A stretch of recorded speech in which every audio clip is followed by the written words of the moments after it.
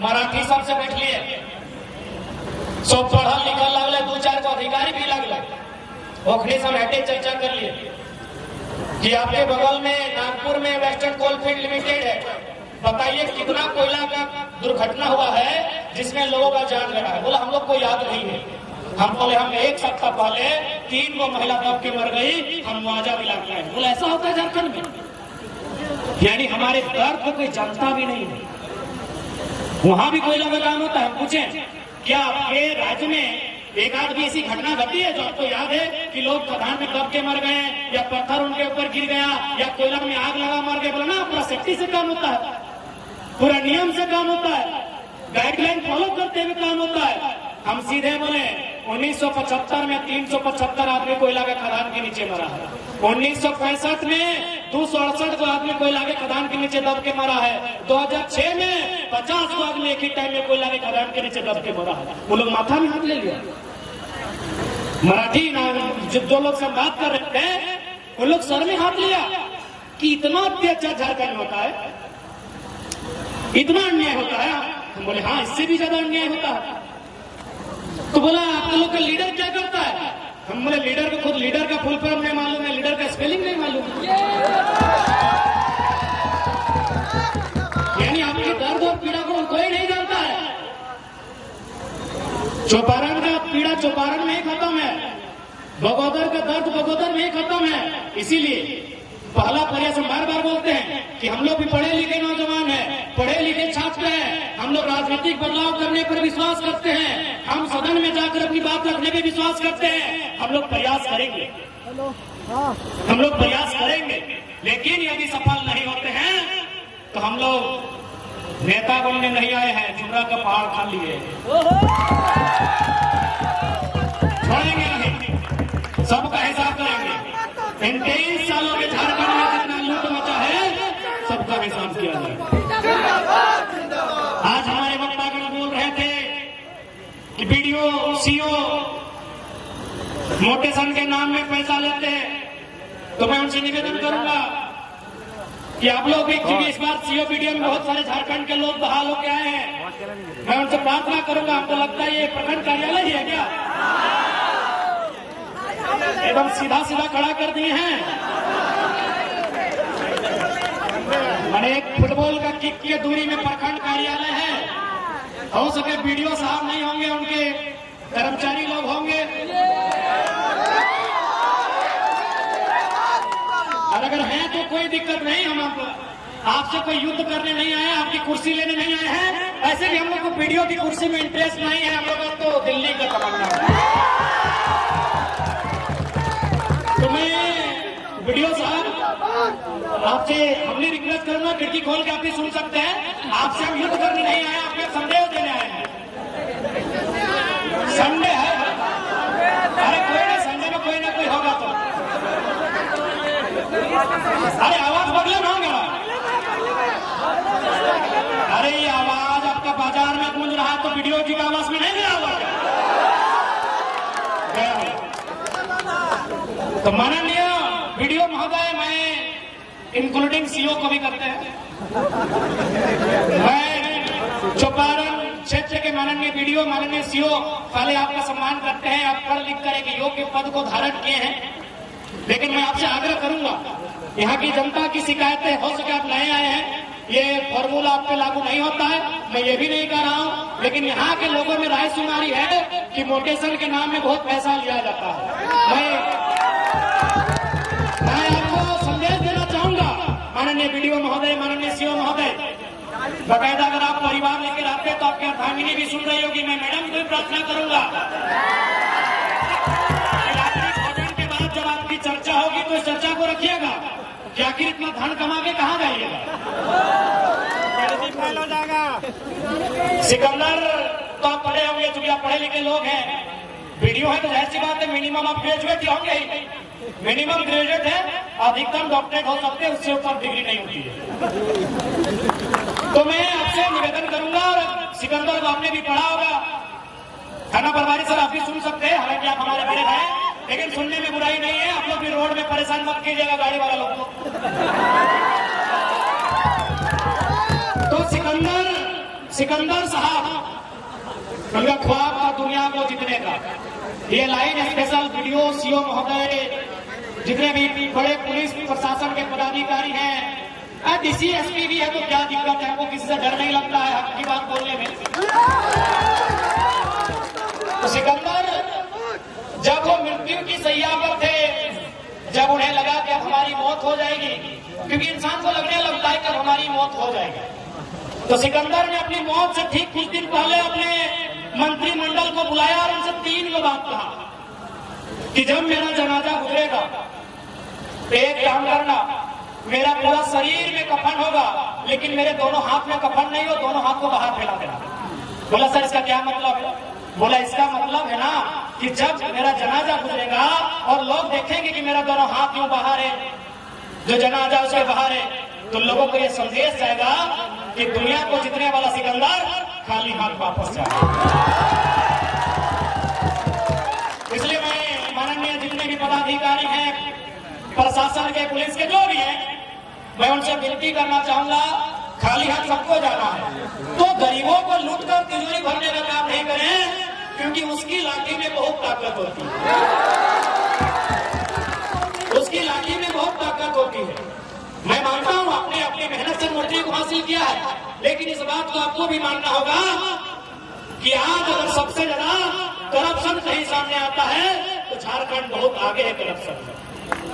सिकंदर ने दूसरा लाइन कहा कि मुझे कांधा कोई इक्का दुक्का लोग नहीं देंगे, लोग हमको कांधा नहीं देगा। ये सिकंदर ने कहा। बोला कौन देगा सर?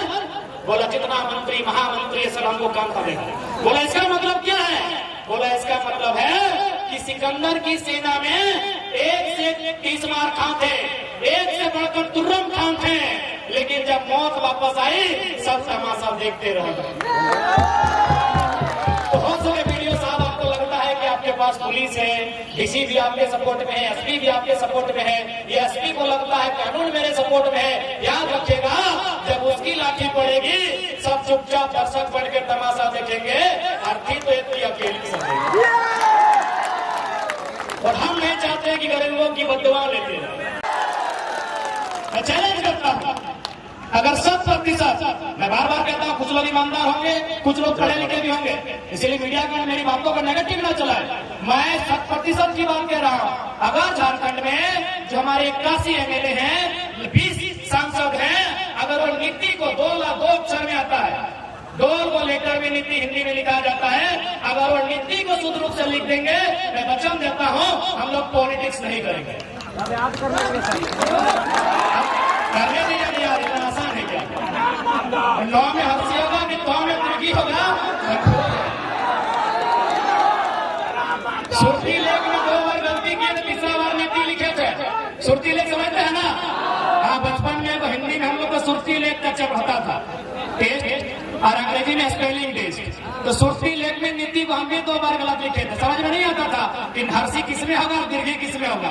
तो 3रा बार में नीति को सही लिखे हैं, इसलिए आज भी पढ़े लिखे हैं, इसीलिए चुनौती दे रहे हैं। हमारे पास 101 एमपी एमएलए हैं, अगर वो केवल नीति को लिख देंगे, हम लोग वचन देते हैं पॉलिटिक्स नहीं करेंगे। अब आप बताइए कि जो लोग नीति नहीं लिख पाते हैं, वे लोग नेता बन के बैठे हैं। आप इसी भीड़ में पढ़े लिखे लोग हैं, कोई ग्रेजुएट किया है, कोई मास्टर्स किया है, कोई एलएलबी किया हुआ है, कोई पीएचडी किया हुआ है। इसी मंच में जितने लोग हैं, मैक्सिमम पढ़े लिखे लोग हैं, कम से कम तो ग्रेजुएट किए हुए हैं पत्रकारिता के क्षेत्र से। अब ये लोग अगर उम्मीद लगाएंगे कि जो शख्स नीति नहीं लिख पाता है वो हमारे राज्य का कर्णधार बनेगा, वो हमारे राज्य का जीर्णोद्धार करेगा, वो हमारे राज्य का उद्धार करेगा, हम गलत फहमी में हैं। इसलिए आज आप, ये कोई मजाक नहीं है, एक तोपचाची प्रखंड छोटा सा गांव है मेरा, मिट्टी का घर है मेरा, लेकिन आज पूरे राज्य में अगर चर्चा का विषय है तो कहीं ना कहीं नियति का संदेश है, कहीं ना कहीं उस शक्ति का संदेश है जिसे आप कोई ईश्वर के रूप में मानता है, कोई अल्लाह के रूप में, कोई रब के रूप में, कोई प्रकृति के रूप में, जिस रूप में आप मानते हैं, कहीं ना कहीं उसका संदेश है कि एक साधारण सा लड़का आज चौपारण की धरती में मंच के बीच खड़ा है, जहां अगर कोई पॉलिटिकल लीडर आ जाए इतनी संख्या में लोग नहीं जुटेंगे। ये नियति की मांग है मेरे साथियों। क्योंकि आज मैं कुछ दिन पहले महाराष्ट्र गया था, मैंने वहां लोगों से बकायदा पूछा कि आप कहां से हैं और क्या क्या काम करते हैं, कहां रहते हैं। बकायदा हम लोग उनके साथ रहे, जहां रहते हैं हम लोग वहां तक गए। उन्होंने मैक्सिमम लोगों ने कहा कि हम बरकट्ठा प्रखंड से हैं, हम कोडरमा से हैं, हम राजधनवार से हैं, हम बिरनी से हैं, हम बगोदर से हैं, हम डुमरी से हैं, हम बिशुनगढ़ से हैं, हम गोमिया से, नावाडी से। मैक्सिमम लोग यानी है आसपास का क्षेत्र, बरही, चौपारण, बरकट्ठा, कोडरमा, राजधनवार, यही आसपास का क्षेत्र। मैक्सिमम जो प्रवासी मजदूर थे, महाराष्ट्र की सभा आपने देखा होगा, आपने नहीं पूरे भारत ने देखा, और पेट में दर्द शुरू हुआ है तो आपने भी मीडिया के माध्यम से देखा होगा। मैक्सिमम लोग हमारे इसी क्षेत्र के थे। उत्तरी छोटा नागपुर का जो ये हिस्सा है, तारासरा जो झूला पहाड़ के इस पर का हिस्सा जो है, मैक्सिमम लोग इसी क्षेत्र के थे। हमने उनसे ये भी पूछा कि आप क्या करते हैं। मैक्सिमम लोगों ने कहा हम लोग ड्राइविंग करते हैं। मैक्सिमम यदि मैं 100 लोगों से मिला तो उसमें लगभग 40 to 50% लोग ड्राइविंग करते थे। अब एक बात है, यदि ड्राइविंग ही करना था, मैंने ये नहीं कहा कि हम अगर ड्राइवर हैं तो हमको इंजीनियर वाला स्केल दे दीजिए या फिर हमको डॉक्टर वाला कैंची दीजिए और गुर्दा के जगह हम किडनी का इलाज करेंगे, मैंने ये नहीं कहा कभी। और आज भी हम लोग फेंका फेंकी वाला बात नहीं कहेंगे। यदि हमारे भाई जो बरकट्ठा से चलकर महाराष्ट्र गए हैं, जो बरही चौपारण से चल के महाराष्ट्र गए हैं, जो कोडरमा से चलकर, चंदवारा से चलकर, बिशुनगढ़, बगोदर से चलकर महाराष्ट्र गए हैं, और वे यदि वहां ड्राइविंग का ही काम करेंगे तो भाई ठीक है, वो ड्राइविंग ही करेंगे। जो ड्राइविंग का सेक्टर होता है, यानी सड़क परिवहन मंत्री, हमारे यहाँ कोल्हान से है सड़क परिवहन मंत्री।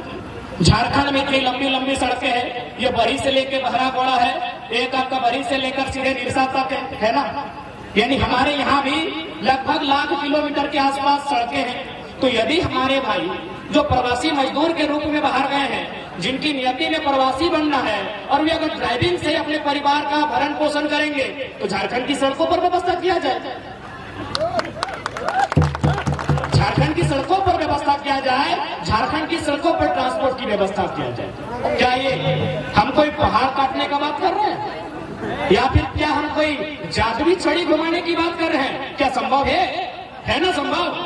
क्या ट्रांसपोर्ट की व्यवस्था जो आज अगर लाखों हमारे लोग प्रवासी मजदूर के रूप में महाराष्ट्र में टेम्पो चलाते हैं, महाराष्ट्र में कार चलाते हैं, टैक्सी चलाते हैं, तो इन्हीं सड़कों पर ट्रांसपोर्ट की व्यवस्था किया जाए।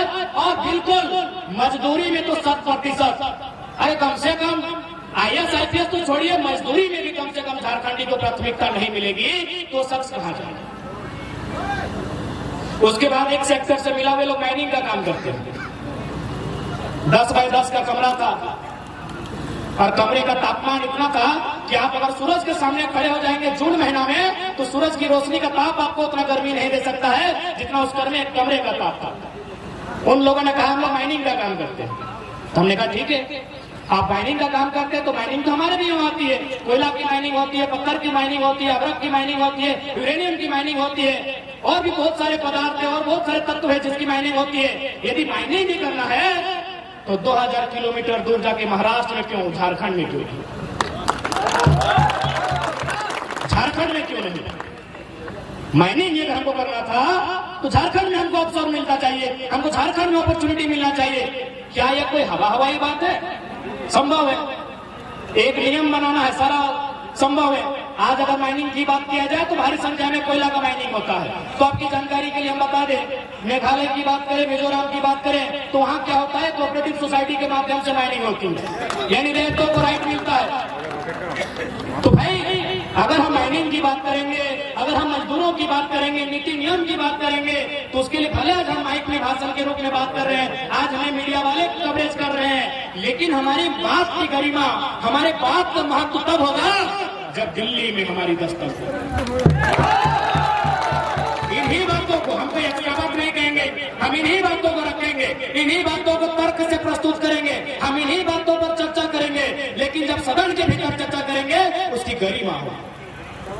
हमें ये बातों को रखेंगे, प्रधानमंत्री के सामने रखेंगे कि भाई जब बाकी राज्य हैं जहां आपने कोऑपरेटिव सोसाइटी का गठन किया है, वहां यदि रैयत के माध्यम से कोयला का खनन होता है या फिर वहां एक बेहतर पुनर्वास की नीति है, तो झारखंड में क्यों नहीं? हम इन बातों को वहां दोहराएंगे, क्योंकि जब तक सदन में आपका चर्चा नहीं होगा, जब तक देश के सबसे बड़े पंचायत में आपका चर्चा नहीं होगा, तब तक आप अपनी उन्नति की नहीं सोच सकते हैं, आप अपने विकास की नहीं सोच सकते हैं। और आज 23 सालों के झारखंड में झारखंडी इतना जागरूक हुआ है कि 2024 में जब नौजवान दिल्ली में दस्तक देंगे, तो हम ये तो पहले रखेंगे कि हम 40% खरीद देते हैं, हमको 40 मिनट का मीटिंग झारखंड पे चाहिए। 40 हमको जगह नहीं चाहिए, 40 मिनट का मीटिंग चाहिए। झारखंड के विषय में कैबिनेट चाहिए। 40% हम खनिज संपदा देते हैं। हमारी बिजली कलकत्ता से लेकर बांग्लादेश जगमगाती है, हमारा कोयला पूरा देश से चूल्हा जलता है। और आज अगर वह राज्य अपना अधिकार मांगता है, इसमें कोई गुनाह नहीं। क्या कोई गुनाह है? कोई गुनाह नहीं है। आप राष्ट्रवाद के नाम पर क्षेत्रवाद का गला नहीं घोट सकते हैं। आज राष्ट्रवाद का एक मुहिम चलता है। हमने कभी नहीं कहा कि हम राष्ट्रवादी नहीं है। सबसे बड़ा राष्ट्रवादी कोई है तो झारखंडी है। हमने लगभग 25 लाख एकड़ भूमि राष्ट्र के निर्माण के लिए दिया। इसलिए ये ढोंग हमें न दिखाए। अब राष्ट्रवाद के नाम पर हमें गर्त में नहीं ले जा सकते हैं। ये राष्ट्रवाद के नाम पर हमें नक्सलवाद पर नहीं ले जा सकते हैं। अगर आपको राष्ट्र की चिंता है, हमारे इतिहास को खंगालिए, झारखंड के इतिहास को खंगालिए। सबसे ज्यादा अगर पंडित जवाहरलाल नेहरू देश के पहले प्रधानमंत्री ने डायरेक्ट अगर किसी राज्य में कहीं उद्घाटन किया है, तो मुझे लगता है झारखंड में किया है। पंचायत डैम का उद्घाटन नेहरू जी ने किया है, सिंदरी कारखाना का उद्घाटन नेहरू जी ने किया है। ऐसे दर्जनों योजनाएं हैं जिनका उद्घाटन खुद पंडित नेहरू ने किया है। में पंडित नेहरू ने किया है। तो आप समझ सकते हैं। इसलिए कोई आप राष्ट्रवाद के नाम पे राष्ट्रवाद का डर दिखा के आप क्षेत्रवाद को खत्म नहीं कर सकते हैं। क्योंकि अगर आप राष्ट्रवाद और अगर आप भारत पे डिबेट करना चाहते हैं, तो मैंने एक ही दिन कहा है, पूरे भारत के चैनल के सामने हम डिबेट करने के लिए तैयार हैं। कोई भी आप एक नक्शा दिखाइए भारत का जिसमें एक साथ होगा, कभी नहीं, कभी नहीं। आज आपके पास लिखित भारत का जितना बड़ा इतिहास है, आपके पास लिखित भारत का जितना बड़ा इतिहास है, जितना बड़ा नक्शा है, कभी भी भारत एग्जिस्ट पूरा नहीं हुआ, कभी भी नहीं हुआ। आप अगर भारत के सबसे कालजयी सम्राट चक्रवर्ती सम्राट अशोक की बात करें, जिनके समय में लगभग हमारे पास 8 लाख वर्ग किलोमीटर था, आज 32 लाख वर्ग किलोमीटर है, तो आपको जानकारी होना चाहिए दक्षिण भारत में उनका प्रभुत्व नहीं था। दक्षिण भारत में आप अगर नक्शा है तो दिखाइए, दक्षिण भारत में, पूर्वोत्तर भारत में अशोक के भी साम्राज्य का विस्तार नहीं था। इसलिए भावनाओं में बहने का कोई वक्त नहीं है। ये वक्त है अपने अधिकार का, ये वक्त है अपनी आवाज को बुलंद करने का। आप किसी कालखंड की बात कीजिए, मौर्य काल की बात कीजिए, आप गुप्त काल की बात कीजिए, किसी राजवंश की बात कीजिए, मुगल काल की बात कीजिए, अंग्रेज काल की बात कीजिए। अंग्रेजों ने भी 1 सेंटीमीटर कहा नहीं छूटा है, लेकिन अंग्रेजों से भी छूटा। इस भारत की भूमि पर कोई एक शासक नहीं हुआ है कभी। इसलिए भारत और इंडिया के नाम पर भावना मत होइए। हम इंडिया का भी सम्मान करते हैं, भारत का भी करते हैं, लेकिन झारखंडी से समझौता नहीं कर सकते। अंग्रेजों ने भी 1 इंच छोड़ा है, लेकिन छोड़ा है कहां छोड़ा है? गोवा छोड़ा है, पांडुचेरी छोड़ा है। क्योंकि अंग्रेजों के जाने के बाद 2 बार पांडुचेरी आजाद हुए, 1954 और 1961 में, आपकी जानकारी के लिए बताना चाहिए। तो इसलिए हम भारत का सम्मान करते हैं, लेकिन आप भारत कितना के आधार पर झारखंड खत्म करना चाहते हैं, इसका पुरजोर विरोध करते हैं।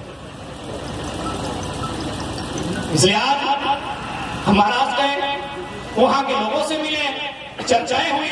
वहां भी एक बहुत बड़ा हवाई पट्टी बनने वाला है, लगभग 10 किलोमीटर तक का जमीन गया है। मैं 2-4 लोगों से मिला, क्योंकि बाकी जो भी झारखंड के नेता जाते हैं भाई, वो तो मौज मस्ती के लिए जाते हैं, हम तो कुछ सीखने गए थे। उनसे मैंने मिला, पूछा क्या क्या पॉलिसी है। बोला जी जमीन लिया गया, बगल में देखिए वहां घर दिया गया है, अपार्टमेंट बनाया गया है, वहां को कमरा मिल जाएगा, यहाँ जो भी नौकरी मिलेगी हम लोग को मिलेगा। मैं ये महाराज की बात बता रहा हूँ, वह लगभग 10 किलोमीटर का एरोप्लेन यहाँ चलता है, हवाई जहाज एयरपोर्ट लगभग 10 किलोमीटर। मैं वहां के 2-4 लोगों से मिला, मैंने उनसे चर्चा किया कि आपके यहाँ इतनी भारी संख्या में जमीन लिया गया है तो क्या पॉलिसी है? बोला कुछ नहीं, जमीन लिया गया है विकास के नाम पे, हम लोग को बगल में अपार्टमेंट दिया गया है। आप बताइए कि झारखंड में ऐसी पॉलिसी है क्या? हमारे झारखंड में ऐसी पॉलिसी है? अब रब किसका? झारखंडी का। राज कौन कर रहा? हजारीबाग, चूंकि सबसे ज्यादा स्टूडेंट हमारे हजारीबाग में पढ़ने जाते हैं, रैंक में पढ़ने वाले छात्र किन के? हमारे। वो बिल्डिंगें किन की? हमारी हैं, हमारी हैं। तो बताइए हमारी लड़ाई, ये हमारे अधिकार की लड़ाई कहां गई? जब महाराष्ट्र में मराठी, पंजाब में पंजाबी, गुजरात में गुजराती, बिहार में बिहारी, तो झारखंड में यदि झारखंडी बोले तो क्या किसी के पेट में दर्द होना चाहिए? दर्द होना चाहिए। तो आज यही ये लड़ाई है। आज यदि हमारे लोग नहीं जागते हैं, यदि आज हमारे लोग नहीं समझते हैं, तो आने वाले 20-22 सालों में झारखंड एक खंडहर के रूप में तब्दील हो जाएगा। आज अगर नौकरियों की बात करें तो हमारी नौकरियों को यूपी, बिहार, बंगाल, एमपी को बेचा जा रहा है। कल ही आप देखिएगा, 2-3 दिन से सोशल मीडिया में एक कटिंग, एक पेपर, एक कागज का टुकड़ा वायरल हो रहा है, जिसमें चतरा के किसी शिक्षा विभाग के नौकरियों का जिक्र है, जिसमें 6 का जिक्र है, 1 पलामू का है, 5 उत्तर प्रदेश का है। इसी दिन के लिए झारखंड बना है। यही इंडिया और भारत के नाम में, भाई भाई के नाम में हमारे हिस्से की रोटी को कोई छीन के खाएगा तो क्या हम चुपचाप रहेंगे? कुछ दिन पहले, कुछ महीनों पहले यहाँ 3600 टीचर की बहाली को कंप्लीट किया गया, जिसमें आंकड़े बताते हैं, बकायदा मीडिया के माध्यम से जानकारी मिली है कि 1200 लोग गैर झारखंडी हैं। बताइए, इतनी भारी संख्या में अगर हमारी नौकरियों को बेचा जाएगा, हमारी नौकरियों को लूटा जाएगा, तो हमारी आने वाली पीढ़ी क्या करेगी?